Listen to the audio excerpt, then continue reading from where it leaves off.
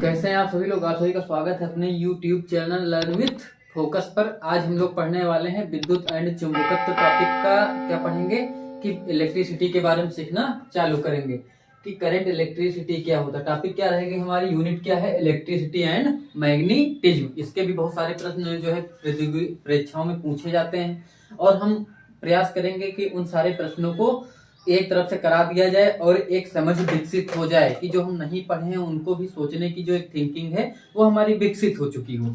तो आज हम लोग चालू करते हैं कि करंट इलेक्ट्रिसिटी क्या है। सबको पता है कि हमने सबसे पहले पढ़ा था ऊर्जा क्या होती है। ना तो ऊर्जा को हम लोग उत्पन्न कर सकते हैं ना तो नष्ट कर सकते हैं। इस नेचर में जो कुछ भी देखते हैं सब क्या है, ऊर्जा का ही एक रूप है। तो इस नेचर में जो भी एनर्जी पाई जाती है वो दो फॉर्म में पाई जाती है। पहला एक मैटर में कैसी एनर्जी होती है। दूसरा एनर्जी किसमें मिलती है हमको, रेडिएशन के रूप में मिलती है। रेडिएशन मतलब विकिरण के रूप में आप सभी जानते हैं कि सन से जो भी लाइट आती है वो किसके माध्यम से आती है, रेडिएशन के द्वारा आती है। जो भी सन क्या करती है, लाइट को रेडिएट करती है, वो कहाँ आती है, रेडिएट के माध्यम से, विकिरण के माध्यम से कहाँ तक आती है, अर्थ तक, पृथ्वी तक आती है। और बहुत सारी इसमें जैसे कुछ वेव्स भी चलती है, रेडियो वेव्स हो गई है ना। तो ये सारी अल्ट्रासोनिक वेव्स, सारी वेव्स भी क्या होती है, रेडिएट करती हैं। ये भी विकिरण के माध्यम से चलती हैं।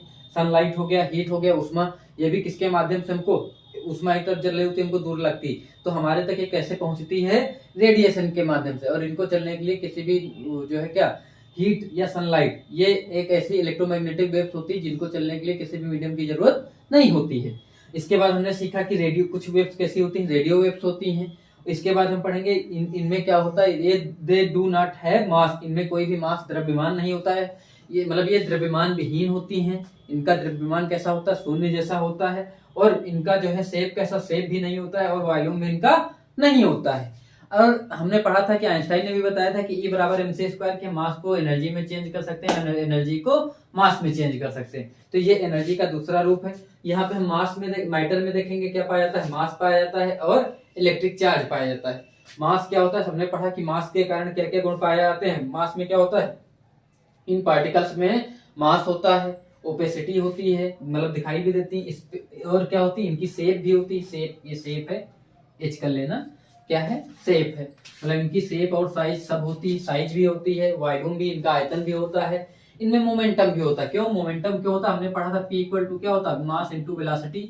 क्योंकि इनमें मास है और अगर ये चल रहे हैं तो इनमें वेलोसिटी होगी। अगर ये दोनों चीज हैं तो इसका इस मैटर में क्या होगा, उस मैटर वाले के भाग में मास में क्या होगा, मोमेंटम भी होगा। ठीक है। और फिर हम क्या पढ़ेंगे कि मैटर के सारे पार्ट हमने पढ़ लिए कि मैटर में सारे पाए जाएंगे। इलेक्ट्रिसिटी में भी पढ़ेंगे, उसमें भी मोमेंटम होता है। इसके बाद हम पढ़ेंगे कि जो मास होता है, इस मास में क्या होता है, मास के कारण केवल ग्रेविटेशनल फोर्स पाया जाता है। क्यों, हमने पढ़ा था कि प्रत्येक मास वाली चीज, मतलब हर पिंड एक दूसरे को क्या करते हैं, अट्रैक्ट करते हैं। न्यूटन ने बताया था, न्यूटन का गुरुत्वाकर्षण का नियम कहते हैं।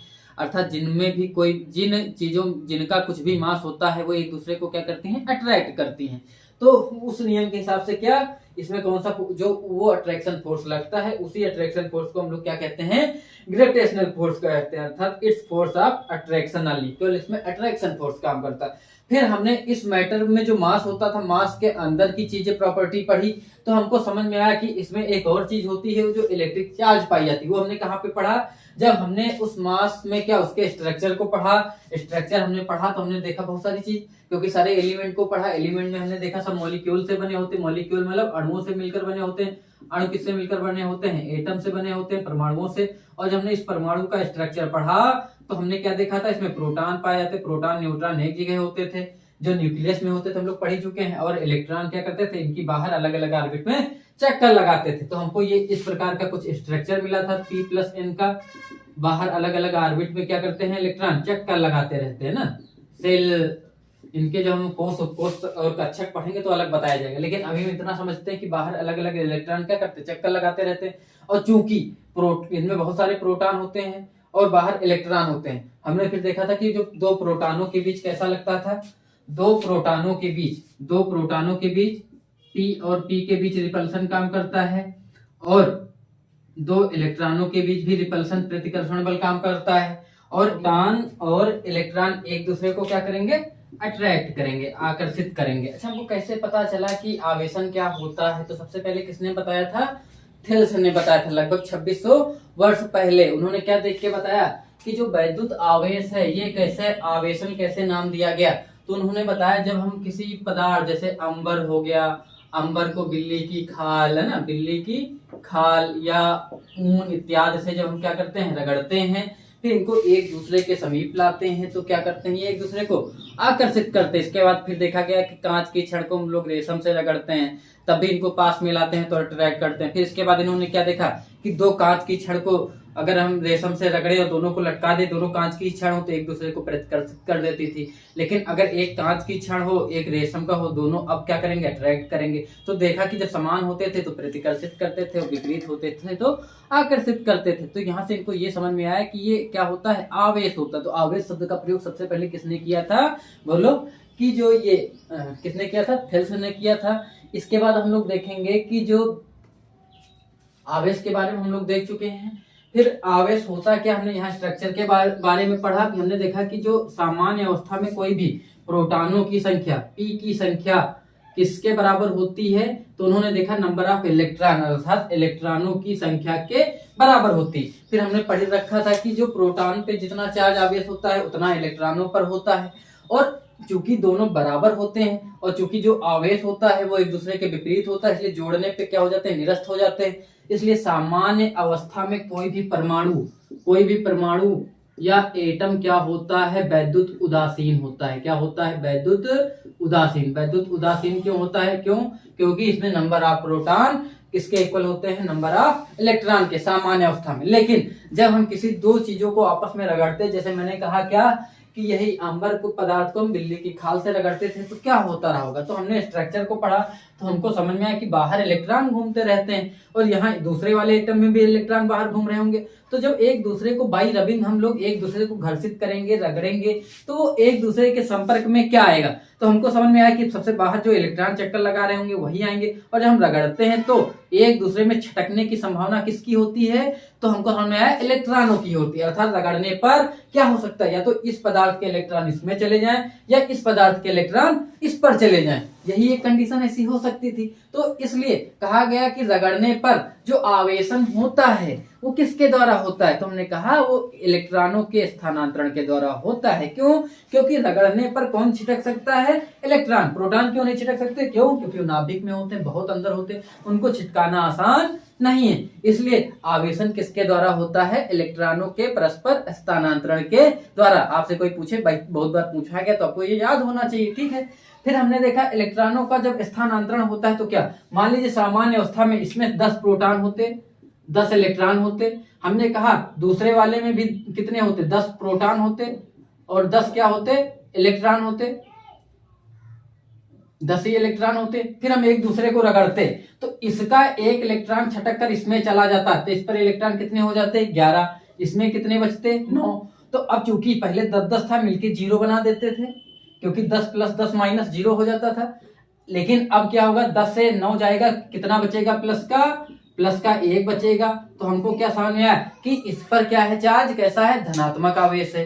क्यों, क्योंकि इस पर प्लस की वैल्यू बच रही। इसमें हम देखते हैं तो क्या, इस पर प्लस, क्योंकि प्रोटॉन को प्लस में लिखते हैं तो +10 हो गया, और चूंकि एक इलेक्ट्रॉन आ चुका है तो माइनस का कितना हो गया, 11 घटाएंगे तो माइनस का 1। तो हमको समझ में आया कि इस पे एक चार्ज कैसा है, नेगेटिव है, ऋण है। तो हम कहेंगे इस पे कौन सा आ गया, ऋणावेश आ गया। तो हमने नियम क्या बना लिया कि जिससे इलेक्ट्रॉन निकलता है अर्थात जो इलेक्ट्रॉन को देता है उस पर उतने का धन आवेश आता है, और जो इलेक्ट्रॉन लेता है उस पर उतने का ऋण आवेश आता है। अर्थात हमने 2 को रगड़ा, हम कहें इससे 2 छटक कर इस पर आ गए तो इस पर 2 का धन आवेश और इस पर 2 का ऋण आवेश। फिर पास में लाएंगे तो हम देखेंगे कि इलेक्ट्रॉन परस्पर इक्वल नहीं है, मतलब इनके बीच इलेक्ट्रॉनों का क्या है, डिफरेंस है।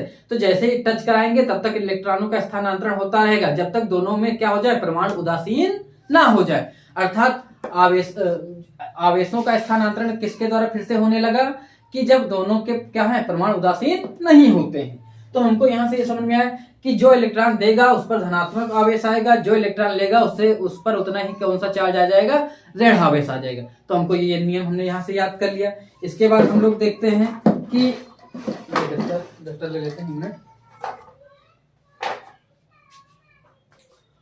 डस्टर नहीं मिला, हम लोग इस कपड़े से मिटा लेते हैं। क्या था, तो इसका नामकरण दिया था बेंजामिन फ्रैंकलिन ने बेंजामिन फ्रैंकलिन ने क्या नाम दिया आवेशों का? यही जो हम लोग पढ़ते हैं प्लस और माइनस। और इन्होंने क्या बताया? दो प्लस एक दूसरे को क्या करेंगे? प्रतिकर्षित करेंगे। दोनों माइनस एक दूसरे को क्या करेंगे? प्रतिकर्षित करेंगे। एक प्लस और एक माइनस एक दूसरे को क्या करेंगे? आकर्षित करेंगे। तो यहाँ से इन्होंने क्या नियम बनाया था कि जो समान प्रकार के आवेश होते हैं वो एक दूसरे को प्रतिकर्षित करते हैं, और जो विपरीत प्रकार के आवेश होते हैं वो एक दूसरे को क्या करते हैं? आकर्षित करते हैं। ठीक है, इसके बाद हम आगे क्या देखेंगे कि जो आवेश इलेक्ट्रॉन होते हैं, आवेश की जो परमाणुकता होती है वो कैसी होती है? वो क्वांटाइज होती है, पूर्ण गुणज होती है। अर्थात कभी भी किसी पदार्थ से कोई भी इलेक्ट्रॉन निकलेगा तो कभी आधा तिहाई नहीं निकलेगा, एक निकलेगा, दो निकलेगा, तीन निकलेगा, चार निकलेंगे, लेकिन ये नहीं हुआ कि 2.5 इलेक्ट्रॉन निकलेंगे, 3.5 निकलेंगे, 4.5 निकलेंगे या 1.5 निकलेंगे, ऐसा नहीं होगा। अर्थात जो इलेक्ट्रॉन निकलेंगे वो एक दूसरे के क्या होंगे? पूर्ण गुणज होंगे। क्या होंगे? पूर्ण गुणज। और इसी को हम लोग क्या कहते हैं? आवेश की परमाणुकता कहते हैं। क्या कहते हैं? आवेश की परमाणुकता कहते हैं। अर्थात जो आवेश की परमाणुकता होती है ई, इसको 1 ई कह सकते हैं, 2 ई, 3, और हम कहते हैं डॉट डॉट, अगर कितने इलेक्ट्रॉन निकले एन ई, और इसी को हम क्या कहते हैं? आवेश। तो अर्थात क्यों बराबर क्या होता है? N E. क्यों क्या हो गया? आवेश। और आवेश का नामकरण, आवेश का मात्रक क्या होता है? कूलाम होता है। किसके नाम पे दिया गया था? वैज्ञानिक कूलाम के नाम पर दिया गया। ठीक है, फिर जो हम इसके बाद देखेंगे कि आवेश संरक्षण का नियम क्या होता है। तो सबसे पहली बात कि किस नेचर में, यूनिवर्स में ना तो हम इलेक्ट्रॉन को उत्पन्न कर सकते हैं ना प्रोटॉन का, केवल उनका स्थानांतरण होता है, और उस स्थानांतरण के द्वारा किसी पर आवेश आता है और किसी पर नहीं आता। लेकिन इस नेचर का जो पूरा चार्ज है वो क्या होता है? वो फिक्स होता है, हम उसको नहीं बदल सकते। क्यों? क्योंकि ये सब नेचर का हिस्सा, मैंने इसको इस पर रगड़ा तो इसके चार्ज इस पर आ गए, इसके इस पर चले गए, कुछ भी हुआ, लेकिन इस टोटल नेचर का, यूनिवर्स का चार्ज क्या है? नियत है। तो हम क्या कहेंगे? आवेश को ना तो हम उत्पन्न कर सकते हैं और ना तो नष्ट कर सकते हैं। केवल आवेश क्या होता है? स्थानांतरित किया जाता है। इसी को हम क्या कहते हैं? आवेश संरक्षण का नियम है ना, कंजर्वेशन ऑफ क्या बोलो? चार्ज, है ना। तो जो आवेश का संरक्षण का नियम है, इसका मतलब क्या है कि आवेश को ना तो हम उत्पन्न कर सकते हैं ना तो नष्ट कर सकते हैं। ठीक है, आवेश को कभी नष्ट नहीं किया जा सकता। आवेश उत्पन्न क्या मतलब? रगड़ा तो आ गया, क्यों? आने का कारण क्या? आवेश इलेक्ट्रॉनों का स्थानांतरण के कारण है। ठीक है, इसके बाद हम लोग ये पढ़ेंगे कि जो सर्वाधिक विद्युत चालक पदार्थ कौन सा है। देखिए सबसे पहले तो जो सर्वाधिक विद्युत चालक पदार्थ है वो क्या होता है? चांदी होती है। क्या होती है?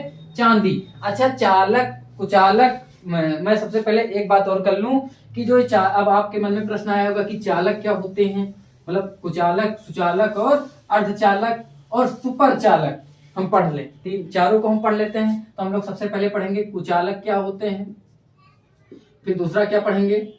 दूसरा पढ़ेंगे सुचालक, सुचालक को ही हम लोग चालक कहते हैं। तीसरा हम लोग पढ़ेंगे अर्धचालक। तो याद रखना, जो कुचालक होते हैं इनमें वैद्युत धारा का प्रवाह, वे तत्व जिनमें वैद्युत धारा का प्रवाह नहीं होता। वैद्युत धारा क्या होती है? फ्लो नहीं होती, बहती नहीं। ठीक है, वैद्युत धारा बहती नहीं है।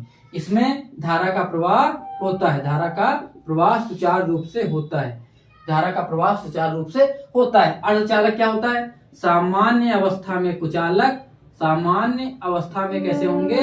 कुचालक होंगे, और विशेष ताप पर क्या हो जाएंगे? चालक हो जाएंगे। विशेष ताप पर क्या होंगे? विशेष ताप पर चालक। अच्छा, अभी आप लोग के मन में आ सकता है कि वैद्युत धारा तो नहीं पढ़ा है, तो इतना मैं सामान्य मान के चलता हूँ, आपको आता है कि करंट क्या होती है। अभी हम लोग आगे करंट की डेफिनेशन को भी पढ़ लेंगे, लेकिन मैंने बता दिया कि चालक, सुचालक और अर्धचालक क्या है। तो जब भी कोई भी करंट फ्लो हो तो करंट किसके कारण फ्लो होती है? तो हम लोग पढ़ेंगे वही इलेक्ट्रॉनों के प्रवाह के कारण, अर्थात जो फ्री इलेक्ट्रॉन चलना चालू करता है वही किसी भी चालक में क्या होता है? धारा प्रवाह के लिए जिम्मेदार होता है। और उस इलेक्ट्रॉन को हम कौन सा इलेक्ट्रॉन कहते हैं? Free electron. क्यों? क्योंकि किसी भी एटम से जब भी कोई भी इलेक्ट्रॉन क्या होता है? निकल जाता है, तो कैसा हो चुका होता है? फ्री हो जाता है। और इस फ्री इलेक्ट्रॉन को हम लोग क्या कहते हैं, मुक्त इलेक्ट्रॉन। अर्थात ये कंडक्टर है, इसको हम जब भी किसी बैटरी से जोड़ते हैं तो इसको इतनी एनर्जी मिल जाती है कि इससे एक इलेक्ट्रॉन फ्री हो जाता है और वो पूरे चालक में घूमने लगता है, और वही धारा प्रवाह के लिए क्या होता है, जिम्मेदार होता है। मैं सरसरी तरीके से पढ़ाता जा रहा हूँ क्योंकि मैं मान के चल रहा हूँ आप लोग पढ़े हुए थोड़ा बहुत, और अगर डीपली पढ़ना तो मैंने हाई स्कूल में इलेक्ट्रिसिटी थोड़ा बहुत पढ़ाया हुआ है। 12th की इलेक्ट्रिसिटी शायद अभी वीडियो मैंने डाले हुए हैं लेकिन कम है, लेकिन हाई स्कूल की इलेक्ट्रिसिटी जो चैप्टर है आप लोग डीपली अगर पढ़ना चाहें तो प्लेलिस्ट में जाके वहां आप लोग आराम से देख सकते हैं। तो उसमें मैंने पूरा एकदम बकायदा बताया है। इसके बाद हम लोग पढ़ेंगे कि जो विद्युतदर्शी है, इलेक्ट्रोस्कोप का कार्य क्या है, तो आप लोग बताएंगे जो इलेक्ट्रोस्कोप का कार्य है ये क्या होता है, आवेश की उपस्थिति का पता लगाती है। किसकी उपस्थिति का पता लगाती है, कि कहां पर आवेश है कि कहां पर आवेश नहीं, अर्थात आवेश की उपस्थिति का पता लगाना। ठीक है, आवेश की उपस्थिति का ये सब प्रश्न पूछे गए हैं, ये सारे प्रश्न पूछे हुए मैंने दिया है। फिर विद्युत आवेश संबंधी प्रथम प्रयोग किसने किया, तो मैंने बताया सबसे पहले किसने बताया आवेश के बारे में, दार्शनिक थेल्स ने बताया 2600 बीसी, सॉरी 600 बीसी कहेंगे, 2600 वर्ष पूर्व ना। इसके बाद आवेश संरक्षण का नियम क्या होता है, तो मैंने आपको आवेश संरक्षण का नियम बता दिया है। ठीक है, कि आवेश को ना तो हम लोग उत्पन्न कर सकते हैं और ना तो आवेश को हम लोग नष्ट कर सकते हैं। फिर आवेशों का धनात्मक एवं ऋणात्मक नाम मैंने अभी बता दिया, किसने दिया, फ्रैंकलिन ने दिया, बेंजामिन फ्रैंकलिन ने दिया। किसने दिया, बेंजामिन फ्रैंकलिन ने। मैं इसलिए ऑब्जेक्टिव कुछ प्रश्न ऐसे लिखा देता हूं कि आपको थोड़ा सा पता है। आवेशन की क्रिया में किसका स्थानांतरण होता है, मैंने अभी बता दिया किसका स्थानांतरण होता है, इलेक्ट्रॉनों का होता है। किसका स्थानांतरण होता है, इलेक्ट्रॉनों का। जब भी हम किसी चीज को रगड़ते हैं, सुपर कंडक्टर क्या होता है, सुपर कंडक्टर जिसको अतिचालक कहते हैं, अतिचालक है ना, इसके बारे में बताएंगे। लेकिन हाँ, अतिचालक की चालकता कितनी होती, चालकता भी बताएंगे, कंडक्टिविटी क्या होती है। तो सबसे पहले मैं बता दूं क्या होती, असीमित होती है। असीमित क्या मतलब, अतिचालक वे पदार्थ होते हैं जो निम्न ताप पर भी क्या होते हैं, बहुत चालक हो जाते हैं। सामान्य पे नहीं होते, ये क्या होते हैं, चालक क्या होते हैं, कमरे के ताप पर भी चालक होते हैं, लेकिन ये क्या होते हैं, निम्न ताप पर हो जाए। तो जो अतिचालकता है, अतिचालकता के बारे में हम लोग पढ़ेंगे तो क्या बताया जाएगा, अतिचालक क्या होते हैं, वे पदार्थ जो निम्न ताप पर भी अधिक चालक हो जाते हैं, उन्हें अतिचालक कहते हैं। ठीक है, तो यहाँ पे अतिचालक पदार्थ के बारे में भी आप लोग जान लेंगे। अतिचालक क्या होते हैं, जो निम्न ताप पर, जो कैसे होंगे, निम्न ताप पर, निम्न ताप पर भी अत्यधिक क्या होंगे, अत्यधिक चालक होंगे। ठीक, जो निम्न ताप पर भी क्या होंगे, अत्यधिक चालक होंगे, उनको हम लोग क्या कहेंगे, अतिचालक पदार्थ कहेंगे। इसके बाद हम लोग पढ़ेंगे विद्युत बल रेखाएं कहां से निकलती हैं और कहां पे समाप्त होती हैं। तो याद रखेंगे, जो विद्युत बल रेखाएं होती हैं वो प्लस से निकलती हैं, कोई प्लस चार्ज रखा हुआ है, इससे विद्युत बल रेखाएं चलती हैं, और ये कहां जाके मिलती हैं, माइनस चार्ज में समाप्त होती हैं। अर्थात प्लस से जाएंगी और कहां पे समाप्त होंगी, माइनस में, प्लस से माइनस में जाके मिल जाएंगी। ठीक है, तो प्लस से माइनस की ओर, माइनस में जाके क्या हो जाएंगी, समाप्त हो जाएंगी। इसके बाद हम लोग पढ़ेंगे अतिचालकता की खोज किसने की थी। ये मोस्ट इंपॉर्टेंट प्रश्न है, कई बार परीक्षाओं में पूछा गया है। तो हम लोग क्या बताएंगे, डच वैज्ञानिक थे, उनका क्या नाम था, कैमरलिंग ओनिस था। क्या नाम था, डच वैज्ञानिक कैमरलिंग ओनिस, कैमरलिंग ओनिस था। कौन थे, कैमरलिंग ओनिस थे। ठीक है, ये सब प्रश्न आपको याद होने चाहिए। और हमने पढ़ भी लिया कि वेव्स क्या होते हैं। फिर वैद्युत चालकता के बारे में, तो आज की क्लास को हम लोग यहाँ पे अभी समाप्त नहीं कराते हैं, थोड़ा सा और जान लेते हैं। फिर की पदार्थों का आवेशन बता दिया। हाँ, आप लोगों को ये तो पता है, मैं मान के चलता हूँ कि इलेक्ट्रॉन का मास कितना होता है, प्रोटॉन का मास कितना होता है, इलेक्ट्रॉन पे कितना आवेश होता है।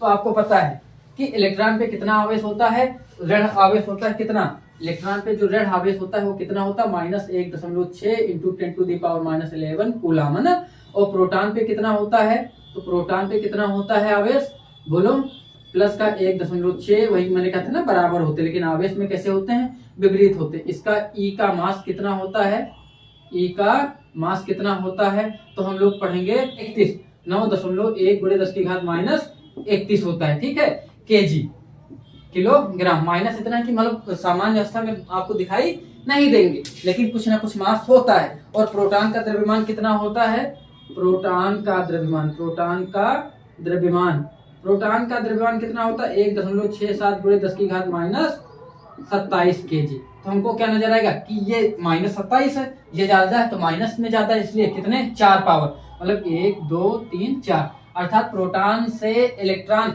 10,000 गुना हल्का होता है। हमको ये यहाँ से समझ में आता है। फिर इसके बाद हम लोग और क्या देखेंगे कि प्रोटॉन से देख लिया ना कितने गुना हल्का होता है, लगभग 10,000 गुना हल्का होता है। और इसके बाद एसआई पद्धति में इलेक्ट्रॉन ई का जो है मात्रक क्या होता है, हम लोग बताएंगे कूलाम होता है। अच्छा, न्यूट्रॉन की खोज किसने की थी, चैडविक ने की थी। इलेक्ट्रॉन की खोज किसने की थी, तो जे टॉमसन ने की थी। प्रोटॉन की खोज किसने की थी, तो गोल्डस्टीन ने की थी। नामकरण किसने किया था, रदरफोर्ड ने किया था। किसके द्वारा, जब उन्होंने क्या किया था, गोल्ड मतलब जो है फॉइल पे, मतलब स्वर्ण जो चद्दर थी उसके ऊपर किसका प्रकीर्णन किया था, अल्फा कड़ा। अच्छा, स्वर्ण चद्दर क्यों ली थी, क्यों, क्योंकि उस सबसे पतली चद्दर किसकी बनाई जा सकती है, स्वर्ण की। और क्यों पतली बनाई जाए, क्योंकि सबसे कम मतलब उसको जब टक्कर हो तो सामान्य अवस्था में कम परमाणुओं से उसकी टक्कर होनी चाहिए। मैं कभी बताऊंगा, जब रदरफोर्ड का प्रयोग बताऊंगा तो आराम से हम लोग उसके बारे में पढ़ेंगे। तो आज की क्लास में उसके बाद हम लोग देख लेते हैं कि जो वैद्युत क्षेत्र होता है, तो याद रखना कि वैद्युत क्षेत्र क्या होता है, जब भी कोई आवेश अपने चारों ओर एक इलेक्ट्रिक फील्ड बनाता है। और इलेक्ट्रिक फील्ड हमको कैसे पता चलती है, तो हम लोग देखेंगे कि जो इलेक्ट्रिक फील्ड है वो कैसे पता चलती है। तो याद रखना कि इलेक्ट्रिक फील्ड कैसे पता चलती है, तो याद रखो, कोई भी प्लस चार्ज या माइनस चार्ज क्या होता है, अपने चारों ओर का वह क्षेत्र जहां पर कोई भी दूसरा चार्ज, हम मान लो प्लस चार्ज से ही बता रहे हैं कि इस चार्ज के चारों ओर का वह क्षेत्र जहां पे हम कोई दूसरा आवेश लाएं, और जब दूसरा आवेश ये लाने के लिए लाते हैं कि हमको ये पता चले कि वैद्युत आवेश मतलब वैद्युत क्षेत्र कहां तक है, तो इसको परीक्षण करने के लिए लाते हैं, इसलिए हम इसको क्या कहते हैं, परीक्षण आवेश कहते हैं। अर्थात जब हम परीक्षण आवेश को किसी आवेश के चारों तरफ लाते हैं और उस क्षेत्र में जैसे ही लाते हैं और वहां पे ये आकर्षण अथवा प्रतिकर्षण दोनों का अनुभव कर सकता था। जैसे हमने ये प्लस लाया, ये भी प्लस है, तो कैसा अनुभव करेगा, जैसे इसके क्षेत्र में आएगा प्रतिकर्षण, क्यों, समान प्रकार के आवेश एक दूसरे को प्रतिकर्षित करते हैं। अगर माइनस लाते तो कैसा अनुभव करता, आकर्षण। तो हम क्या कहेंगे, वैद्युत आवेश के चारों ओर का वह क्षेत्र जहां पर कोई अन्य परीक्षण आवेश लाने पर वो आकर्षण अथवा प्रतिकर्षण बल का अनुभव करता है, तो उस आवेश के चारों ओर का वह क्षेत्र क्या कहलाएगा, वैद्युत क्षेत्र कहलाएगा। क्या कहलाएगा, वैद्युत क्षेत्र। अब प्रश्न ये आता है कि इस नेचर में जो वैद्युत क्षेत्र है वो एग्जिस्ट करता है कि नहीं करता। एग्जिस्ट मतलब होता है कि नहीं होता। तो आप लोग याद रखना कि इस नेचर में वैद्युत क्षेत्र पाया जाता है। कैसे, हम कहेंगे हमको कैसे पता चलता है वैद्युत क्षेत्र पाया जाएगा, तो हम बताएंगे कि जैसे हमारे फोन के नेटवर्क आते हैं, हम बात कर रहे होते हैं, हम कहते हैं कम नेटवर्क है, बाहर निकलते हैं, बालकनी में जाते हैं, तो हमको क्या दिखता है कि यहाँ पे नेटवर्क की उसकी जो डंडी बन के आती है वो बढ़ गई। तो हम कहते हैं पहले 2 थी, अब पहले 1 थी, 2 हो गई, हमने कहा नेटवर्क बढ़ गया, मतलब वैद्युत क्षेत्र बढ़ गया। अब 3 हो गई तो वैद्युत क्षेत्र और प्रबल हो गया। और जितना वैद्युत क्षेत्र ज्यादा होता है, हमको पता है कि हमारा वैद्युत क्षेत्र के आधार पे इलेक्ट्रोमैग्नेटिक वेव्स के आधार पे हम बात करते हैं, और इसका मतलब उसके आधार पे हम लोग कह सकते हैं कि हाँ वैद्युत क्षेत्र इस नेचर में एग्जिस्ट करता है। तो अगर कोई उदाहरण पूछे तो आप लोग ऐसे ही बता देंगे, जैसे मोबाइल के सिग्नल वगैरह ये सब किसको दिखाते हैं कि हाँ नेचर में वैद्युत क्षेत्र है। ठीक है, इसके बाद हमने ये देख लिया। फिर जो वैद्युत बल रेखाएं हमने उसके बारे में पढ़ लिया। फिर वैद्युत बल रेखा क्षेत्र रेखाओं के गुण पढ़ेंगे। तो याद रखना कि वैद्युत क्षेत्र रेखाएं हमेशा क्या होती, प्लस से चलती, माइनस में जाके समाप्त होती हैं। वैद्युत क्षेत्र रेखाएं एक दूसरे को कभी काटती नहीं, अर्थात ये एक दूसरे को कभी मिलेंगी नहीं। और जब प्लस प्लस एक दूसरे से क्या होंगी, दूर जाना चाहेंगी, और माइनस माइनस पास आना चाहेंगी। ठीक है, तो ये हमको याद होना चाहिए। इसके बाद वैद्युत क्षेत्र के बारे में पढ़ लिया हमने। फिर वैद्युत क्षेत्र के बाद वैद्युत क्षेत्र की जो तीव्रता होती है, तो हम लोग कहेंगे जो वैद्युत क्षेत्र की तीव्रता, वैद्युत क्षेत्र की तीव्रता को हम लोग किससे दिखाते हैं, ई से दिखाते हैं। और इसका फार्मूला क्या होता है, E equal to F/Q0। Q0 क्या होता है, उसी परीक्षण आवेश को कहते हैं। तो हम क्या कहेंगे, जब कोई परीक्षण आवेश क्या होता है किसी भी वैद्युत क्षेत्र में लाते हैं, तो ये क्या करता है, एक बल का अनुभव करता है, और उस बल और उस परीक्षण आवेश दोनों के अनुपात को हम लोग क्या कहते हैं, वैद्युत क्षेत्र कहते हैं। ऐसे परिभाषा बना सकते हैं या ऐसे कह सकते हैं, अगर हम इसको 1 यूनिट ले लें, 1 कूलाम ले लें, तो हम कहेंगे कि 1 कूलाम आवेश को किसी वैद्युत क्षेत्र में ले जाने पर वो जितने बल का अनुभव करता है वह उसका वैद्युत क्षेत्र कहलाता है। और इसका मात्रक कितना होता है, तो बल का मात्रक सबको पता है, न्यूटन होता है, और इसका मात्रक क्या होता है, कूलाम। तो इसका मात्रक क्या हो जाएगा, ई का मात्रक, वैद्युत क्षेत्र का मात्रक क्या हो जाएगा, न्यूटन प्रति कूलाम हो जाएगा। ठीक है, क्या हो जाएगा, न्यूटन प्रति कूलाम हो जाएगा। तो हम लोगों को ये याद होना चाहिए। और ई भी कैसी राशि है, ई जो है सदिश राशि है। क्यों? क्योंकि एफ भी सदिश राशि है और आवेश कैसी राशि है? अदिश राशि है। वैद्युत धारा भी कैसी राशि है? अदिश राशि है।